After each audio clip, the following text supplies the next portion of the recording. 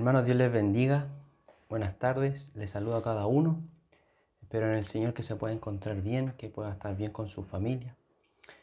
El día de hoy, hermanos, como ya es costumbre, ya estamos ya muchas semanas presentando preguntas y respondiéndolas en base a la palabra. Y sé que ha sido de edificación, sé que ha sido de provecho, de gozo para la iglesia entera y para todos aquellos que han escuchado, porque no solamente en esta iglesia, gracias a Dios, han podido llegar a esta enseñanza, sino que también ha podido llegar más lejos el mensaje y por eso agradecemos también al Señor. Pero debemos seguir enseñando, debemos seguir hablando, debemos seguir presentando el mensaje, hablando de Dios, de su palabra. Y el día de hoy traemos una pregunta un poco controversial, un poco, digamos, problemática, pero que vamos a responder en base a la escritura, ¿ya? Y la pregunta es, ¿qué es un cristiano carnal? ¿Ya? ¿Qué es un cristiano carnal? Y esto de alguna manera, no se entiende muy bien porque tampoco se entiende el término carnal, ¿ya? Muchas veces cuando hablamos de carnal, hablamos de alguien que es mundano, que hace estas ciertas prácticas.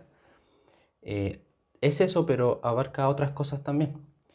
Entonces, el día de hoy, a través de esta enseñanza, eh, quiero que nos podamos, usted hermano y yo también, ver a través de la escritura si es que soy un cristiano carnal o soy alguien que lleva un comportamiento más espiritual. Entonces, con esta enseñanza espero que podamos abrir nuestro corazón y podamos juzgar nuestra propia vida en base a la escritura. Olvidémonos del hermano de al lado, olvidémonos de la otra persona, sino que esta palabra apliquémosla directamente a nuestra vida y al final de esta enseñanza podamos concluir o decir si efectivamente soy un cristiano carnal y debo cambiar o estoy yendo por el buen camino, estoy obedeciendo a Dios y estoy siendo un cristiano, una persona espiritual. ¿Ya? Entonces, para entender primeramente, vamos a ir a 1 Corintios capítulo 3, desde el versículo 1 al 3. Y el texto dice así: de manera que yo, hermanos, no pude hablaros como a espirituales, sino como a carnales, como a niños en Cristo. Os di a beber leche y no vianda, porque aún no erais capaces, ni sois capaces todavía, porque aún sois carnales, pues habiendo entre vosotros celos, contiendas y disensiones, ¿no sois carnales y andáis como hombres? Y aquí claramente Pablo los trata de carnales, los trata de niños, los trata de personas inmaduras. Pero al comenzar la carta Pablo se refiere a ellos como hermanos, se refiere a ellos como los santos. Y le está hablando a la iglesia, le está hablando a los hermanos y también nos está hablando a nosotros. Pero también vemos que dentro de la iglesia cristiana hay personas que tienen cierto problema de inmadurez, tienen cierto problema de carnalidad. Y la verdad es que sí. Y en base a este texto concluimos que, respondiendo a la pregunta, sí hay. Primeramente, sí hay cristianos carnales. ¿Y en qué se basa esta carnalidad? Acá es lo que dice Pablo, que tenían problemas de inmadurez, que eran niños aún, que Pablo no les podía enseñar algunas cosas porque todavía estaban con las primeras cosas, todavía eran niños, todavía bebían leche, todavía no estaban preparados para el alimento más sólido, más fuerte. Y Pablo los trata de carnales, los trata de inmaduros, los trata de niños. Eso es lo primero que debemos entender. Una persona carnal es una persona inmadura. Es una persona que no tiene el carácter de Cristo formado aún. Una persona inmadura es aquella que no es capaz de alimentarse por sí solo, sino que le deben dar alimento. Y no cualquier alimento, sino que leche. ¿Ya? Entonces, en base a este texto, nosotros vamos avanzando en esta pregunta y vamos respondiendo también qué es un cristiano carnal. Pero también podemos concluir que un cristiano sí puede y nosotros podemos ser carnales en algún momento, o podemos caer en esa condición. Ahora bien, Primera de Juan 1:8 dice lo siguiente, para fortalecer lo que estamos hablando, lo que estamos diciendo. Primera de Juan 1:8 dice lo siguiente: si decimos que no tenemos pecado, nos engañamos a nosotros mismos, y la verdad no está en nosotros. Entonces, junto con el problema que había en Corintio, que había muchos problemas, especialmente uno de inmoralidad, pero la iglesia no había hecho nada. La iglesia no había reaccionado, la iglesia de alguna manera se hizo cómplice con esa persona porque no hizo absolutamente nada. Y con este texto nos damos cuenta que primeramente somos pecadores delante de Dios, y que siempre vamos a ser pecadores delante de Dios, y si decimos que no tenemos pecado, hacemos mentiroso a Dios. Y también la práctica de pecado, o llevar el pecado en nuestras vidas, nos hace personas carnales, porque andamos en la carne, porque andamos en las cosas que no son de Dios. La iglesia de Corintio no estaba en las cosas de Dios, porque no estaba haciendo lo que Dios quería, o lo que Dios había dicho. Pablo les tuvo que escribir y le exhortó muy fuerte. Y de la misma manera, hermano, nosotros podemos caer en la misma condición. Si estamos pecando, estoy siendo una persona carnal y no espiritual. Es así de simple, no es una mayor teología, una mayor explicación. Me parece que la Biblia es bastante clara en ciertos aspectos de decirnos, enseñarnos cómo o en qué condición estamos. ¿Somos carnales o somos espirituales?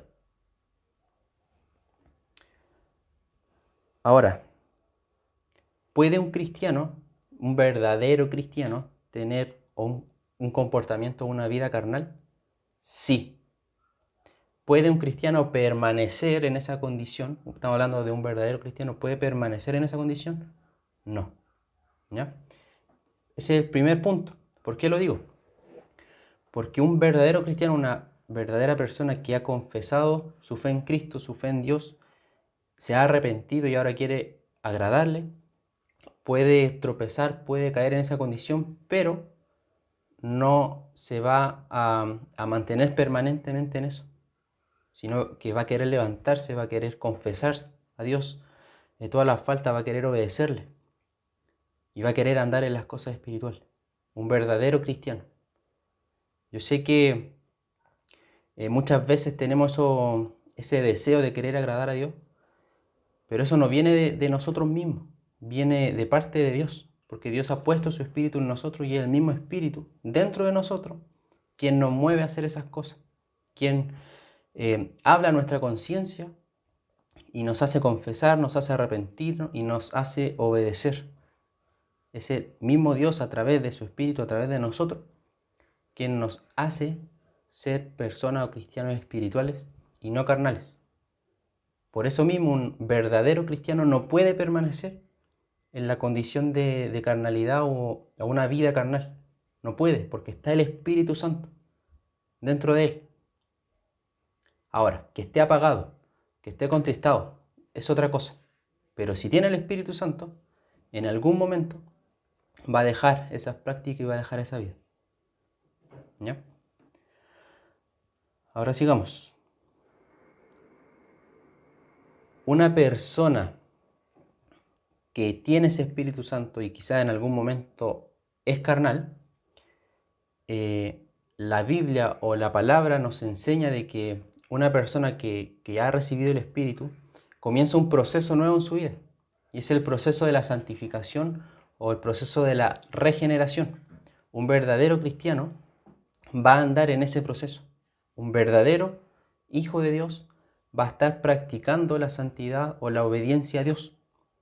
Este proceso es progresivo, no es de un día para otro, es progresivo, va avanzando con el tiempo. Pero en ese tiempo, nosotros como iglesia, como cristianos, damos fruto. En este proceso de santificación, nosotros vamos mostrando cambios. Antes yo hacía estas cosas mal, pero ahora no las hago y hago estas cosas. Antes yo hacía estas prácticas, pero ahora ya no las hago. Jesús dijo, por sus frutos los conoceréis.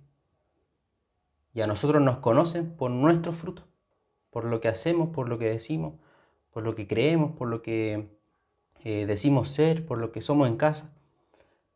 Por nuestros frutos se nos conocerá. Y eso es importante porque es el fruto, al final de cuentas, quien nos define como cristianos. Es nuestro fruto, lo que nosotros mostramos a los demás, mostramos qué es lo que somos verdaderamente. Quizá podemos preguntar en la iglesia o en casa si tengo comportamientos más carnales que espirituales, o espirituales que carnales. No sé qué pasaría ahí, pero a lo que voy es que una persona creyente con el tiempo va a dar fruto, va a dar buenas obras, lo va a hacer, porque lo dice la palabra. Santiago habla de la fe junto con las obras. Y Pablo en el libro de Efesios también lo dice. Mire, vamos a Efesios capítulo 2. Efesios capítulo 2, versículo 8 al 10. Dice, porque por gracia sois salvos por medio de la fe. Y esto no de vosotros, pues es don de Dios. No por obras, para que nadie se gloríe. Porque somos hechura suya, creados en Cristo Jesús para buenas obras, las cuales Dios preparó de antemano para que anduviésemos en ellas. Y este punto es interesante e importante, hermano, porque hasta el día de hoy muchos se pelean, muchos discuten, muchos nunca llegan a la conclusión de que si la salvación es por fe o es por obras. Unos dicen que es por obras, que hay que luchar todos los días porque la puedo perder. Y nosotros creemos, por supuesto, que la salvación es solamente por fe y nosotros no agregamos absolutamente nada a la obra que Dios ha hecho a través de Cristo, ¿cierto? Pero la verdad es que la fe y las obras van juntas, van de la mano. Ha sido un problema el separar estas dos cosas, porque no es solamente por fe, no es solamente por obras. Acá el texto dice que si hemos sido salvados por gracia, por fe, gratuitamente, aquel que ha sido salvado va a dar obras. Y ese es el punto. Me parezco al pastor cuando dice, ese es el punto. Me acordé de él. Pero lo interesante es que si hemos sido salvados vamos a mostrar buenas obras. Si tenemos una fe verdadera, vamos a tener verdaderas obras. Santiago lo explica en el capítulo 2. Pablo lo está hablando acá en el capítulo 2 de Efesios. Y van de la mano. Entonces, una persona cristiana debe perseverar en estas cosas. Si nosotros no estamos preocupados de hacer obras para Dios, de estar preocupados de la obra de Dios, ¿qué voy a estar haciendo? Voy a estar haciendo otras cosas. Si yo no estoy concentrado quizá en la iglesia donde Dios me puso y me olvido y hago mis cosas, voy a estar en mis pensamientos, voy a estar en mis cosas y quizá voy a estar con deseos carnales, voy a estar rodeado de otras cosas. Dios nos puso en una iglesia por lo mismo. Dios nos puso en un cuerpo por lo mismo, para que constantemente nos podamos exhortar, para que constantemente podamos levantarnos unos a otros, para que constantemente podamos orar, podamos interceder, podamos ayudar, podamos mostrar misericordia, podamos compartir, podamos conversar. Pero si se da cuenta, la iglesia es importante, porque imagínese un cristiano sin iglesia. ¿Con quién va a hablar? ¿Con quién va a compartir? ¿Quién le va a mandar un texto bíblico quizá cuando esté débil, cuando esté cansado? ¿Quién lo va a llamar cuando ya no tenga fuerza, cuando se sienta tentado a hacer las cosas mal? ¿Quién le va a dar una mano en ese momento? Es la iglesia. Es la iglesia quien apoya, quien sustenta, quien entrega fortaleza, quien entrega fuerza, por supuesto. Es Dios moviendo todas las cosas, pero es la iglesia, a fin de cuentas, quien se ayuda una a otra. Si no hay iglesia, o si no tenemos iglesia, o estoy solo, quizá voy a estar rodeado de otro ambiente, quizá más pecaminoso, más mundano, y voy a estar haciendo esas prácticas, esas cosas. del ambiente del cual yo me rodee, van a ser mis prácticas o mis pensamientos o en mi vida. Va a influir, va a influir.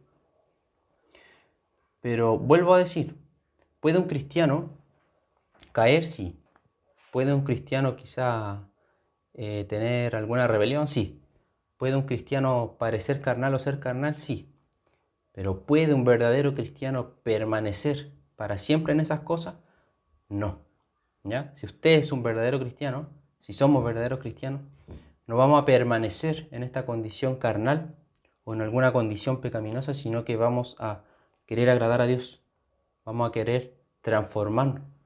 No sé usted, pero nuestra oración es para que Dios transforme nuestros corazones, para que Dios renueve nuestras mentes, para que Dios nos transforme cada día. La palabra dice que Él selló el Espíritu dentro de nosotros hasta el día de la redención. Pero en ese proceso hay una lucha, hermano.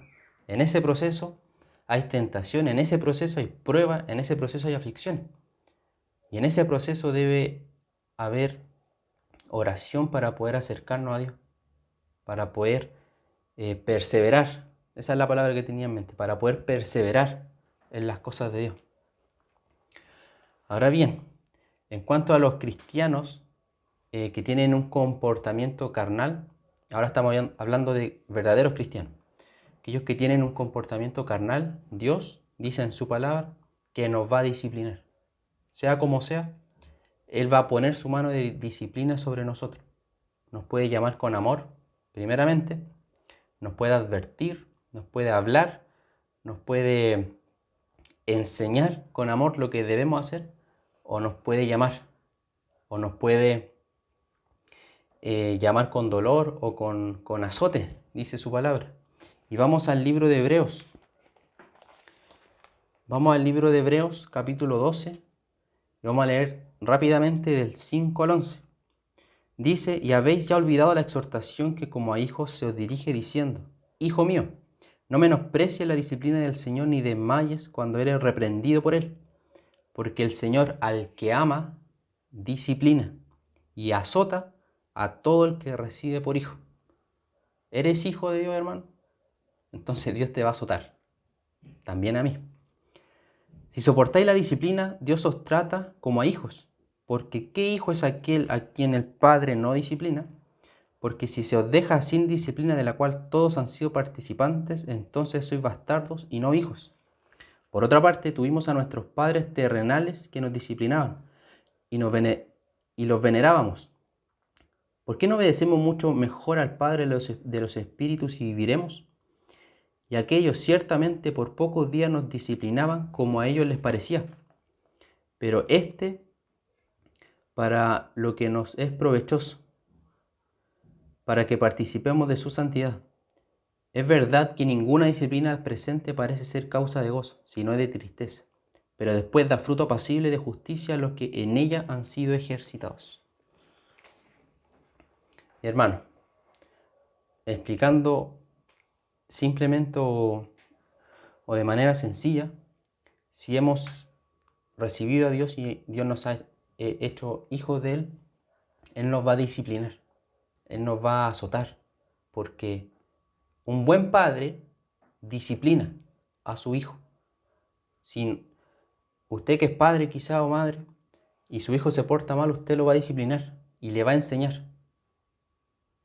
¿Cuánto más Dios, como nuestro Padre Celestial, nos va a corregir, nos va a disciplinar cuando estemos en comportamientos carnales o en cosas que no debemos? Lo va a hacer. Si no lo hiciera, deberíamos preocuparnos. Pero si lo hace, decimos amén, porque Él nos está disciplinando y según el texto que leímos, estamos siendo participantes de su santidad. Ahora, por supuesto, esta disciplina es para poder alcanzar una restauración y una relación y una comunión con Él. Ahora bien, quiero leer dos textos, uno en Romanos y uno en Gálatas, para ir finalizando. Y este texto es bastante claro, bastante sencillo de entender. No sé si lo ha leído alguna vez, está en Romanos capítulo 8. Vamos a leer del 1 al 5. Y acá vamos a ver un aspecto importante en cuanto a a la manera de vivir carnal o espiritual. Dice: ahora pues ninguna condenación hay para los que están en Cristo Jesús, los que no andan conforme a la carne, sino conforme al Espíritu. Porque la ley del Espíritu de vida en Cristo Jesús me ha librado de la ley del pecado y de la muerte. Porque lo que era imposible para la ley, por cuanto era débil por la carne, Dios, enviando a su Hijo en semejanza de carne de pecado y a causa del pecado, condenó al pecado en la carne, para que la justicia de la ley se cumpliese en nosotros, que no andamos conforme a la carne, sino conforme al Espíritu. Porque los que son de la carne piensan en las cosas de la carne, pero los que son del Espíritu en las cosas del Espíritu. Y me quiero detener en el versículo 5, cuando dice: porque los que son de la carne piensan en las cosas de la carne, pero los que son del Espíritu en las cosas del Espíritu. Y acá lo que hace Pablo es enfatizar en la mente. Una persona que anda en la carne va a pensar en las cosas de la carne, y una persona que anda en el Espíritu va a pensar en las cosas del Espíritu. Entonces nos preguntamos: ¿en qué pienso o qué cosas pienso en la mayor parte del día? ¿Pensamos en Dios? ¿Pensamos en su palabra? ¿Pensamos en la iglesia? ¿Pensamos en los hermanos? ¿O estoy pensando en el trabajo? ¿Estoy pensando en mí mismo? ¿Estoy pensando en lo que yo quiero satisfacer de mí? ¿Estoy pensando en que yo me quiero comprar esto? ¿Estoy pensando en que yo quiero tener eso? ¿Estoy pensando en todos los beneficios que yo pueda tener, pero para mí? Si estoy pensando así, estoy en la carne. Si estoy pensando en el Espíritu, eso es otra cosa. ¿De qué manera andamos en el Espíritu? Cuando nos llenamos de su palabra. Y en el camino voy a ir meditando en su palabra, voy a ir recordando, voy a ir pensando en lo que, en algún texto bíblico, voy a ir pensando en la iglesia, voy a ir orando por la iglesia, por los hermanos. Voy a estar consciente de lo que pasa en la iglesia. Pero Pablo hace un énfasis en la mente, en nuestra mente. ¿A qué le dedicamos nuestra mente o nuestro tiempo, quizá de pensamiento, de, no sé, meditación? ¿Qué ocupa nuestra mente? ¿Qué ocupa tu mente, hermano? Las novelas, eh, no sé, el trabajo, ya lo dije, no sé, pueden ser muchas cosas. Pero la pregunta es: ¿qué ocupa nuestra mente? ¿Qué está en nuestra mente? ¿En qué pensamos? ¿Pensamos en Dios? ¿Nos acordamos de Dios? Los que andan en la carne piensan en las cosas de la carne, pero los que andan en el Espíritu, en las cosas del Espíritu piensan. Para ir terminando, Gálatas 5, del 22 y 23. Lo contrario a una persona carnal es una persona espiritual. ¿Y cómo nosotros conocemos a una persona espiritual? No es de que la veamos levitando en la calle o en cualquier lado, no es que por sus palabras, no, porque podemos aparentar mucho con nuestras palabras, no es por los dones, no es por cuán bueno puedo predicar o cuán bien puedo enseñar o qué tan fuerte puedo hablar en lengua, no es de nada de eso, hermano. Jesús dijo: por sus frutos los conoceréis. Y Gálatas 5, 22 y 23 dice así: mas el fruto del Espíritu es amor, gozo, paz, paciencia, benignidad, bondad, fe, mansedumbre, templanza. Contra tales cosas no hay ley. El fruto del Espíritu. Si decimos andar en el Espíritu, hermano, no es andar en misticismo, en cosas medio extrañas. No es eso. El Espíritu tiene un fruto que quiere formar en ti y quiere formar en mí. Lo acabamos de leer. Amor, gozo, paz, paciencia, benignidad, bondad, fe, mansedumbre y templanza. Si andamos en el Espíritu y no en la carne, debe formarse ese fruto. Si no hay fruto, estoy en la carne. Si tengo el fruto, me estoy esforzando para no estar en la carne. La exhortación es andar en el Espíritu y no en la carne. No deleitarnos en nuestros pensamientos mundanos, en el mundo quizás secular que nos pueda rodear, sino que donde vayamos, donde estemos, podamos estar conectados con Dios, podamos orar en todo momento, podamos estar preocupados por los hermanos. Y también me voy a tener ahí, me quedan un par de minutos. Hermanos, hay personas en la iglesia que tienen necesidad. Sé que el pastor lo ha dicho muchas veces, pero es bueno volver a decirlo. Se necesita oración, se necesita preocupación, se necesita llamadas telefónicas, se necesita un mensaje de WhatsApp, se necesita enviar un texto bíblico. No seamos tan indiferentes, no seamos tan secos.